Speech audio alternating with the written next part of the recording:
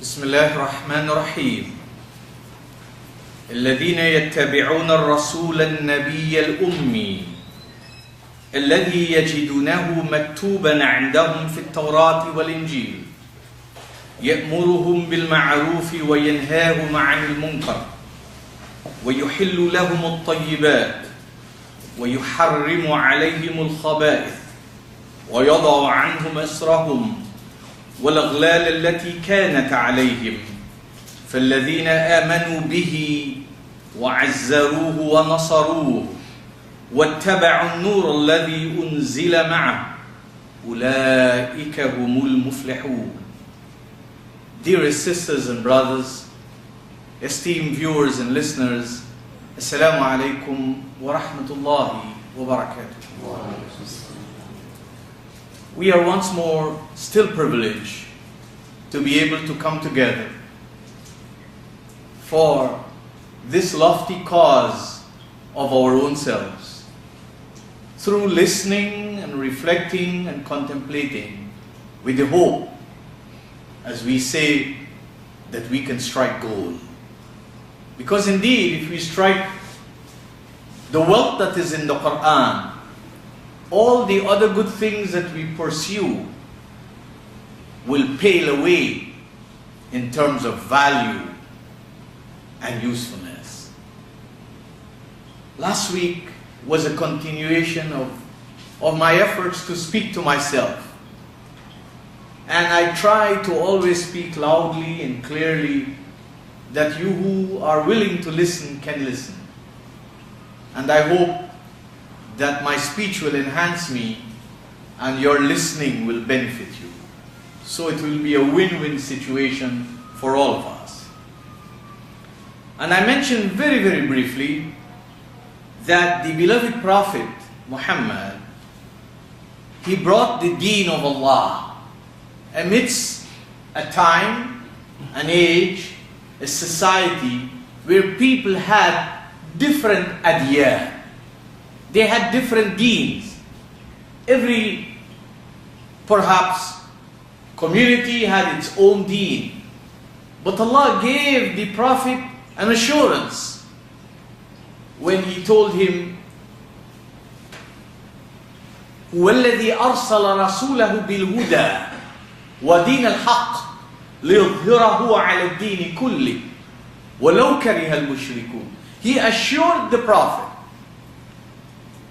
and we have no doubt based on what was revealed in the Qur'an, that this Prophet, who was a member of the Arabian society, who was part, in fact he was born in a time where Jahiliyyah dominated the society, this Prophet rose up and figuratively touched the stars. And he became the symbol of human enhancement, human emancipation, human growth, human development, human evolution. And it is something that baffles the human mind. How can somebody who is born in a society that was doomed to fall into the abyss of its own destruction could not only rise up and save himself, but could rise up and bring a message that will bring great ease and relief to the world in which we live in. If this could have happened at the time of the beloved Prophet, believe it, it can happen in our times. It can happen to us. The choice is always with me and you. I hope we always consider and make the better choice. Allah described a very intrinsic aspect of the deen that the Prophet brought with the revelation. Remember, the Arabs, like all other communities outside of Arabia, they had their own deen. The Persians had their deen. The Romans had their deen. The Greeks had their deen, the Egyptians had their deen, and the Arabs had their deen. Nobody who's part of a social group is without a deen. But the deen of Allah, that's what was missing. You had a very small pocket of individuals who could not subscribe to what was happening, but who did not reflect a sum total of values and enhancing principles to lead society. In those days, might was right, tribe was right, prestige was right, power was right. Those who can overpower the others were either right or they'll make it right. And those were the underlying factors of the social orders of the time of the Prophet in his own society and beyond.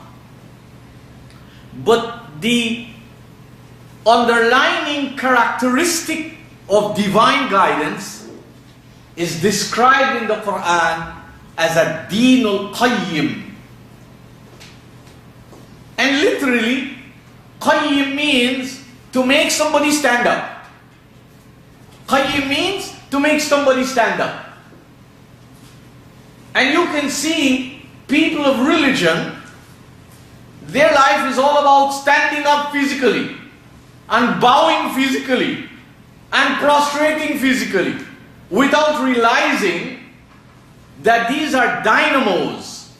That if somebody stands up and somebody bows and somebody puts his forehead on the ground and it is not synonymous with lofty and sublime submission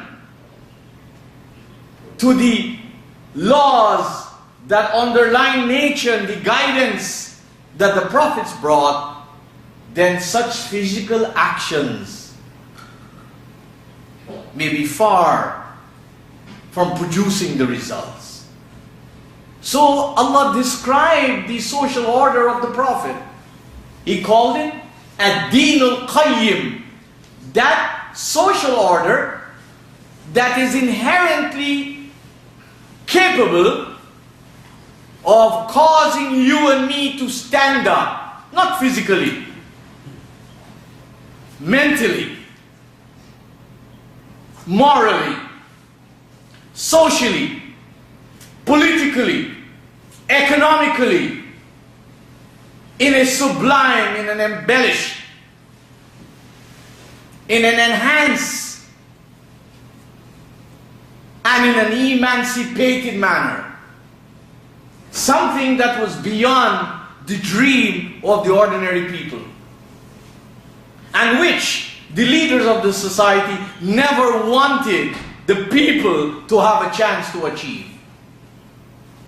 So this Nabi brought the divine social order that is inherently capable of causing the Arabs to rise out of their tribalism, to rise out of their idolatry, to rise out of the servitude to human gods, and to open up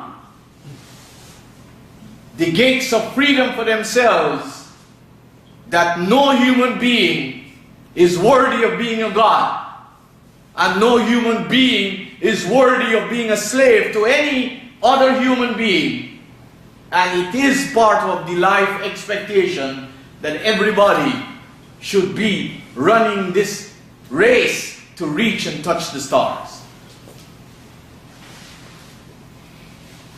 The beloved Prophet made it so distinct that his life made a statement in society.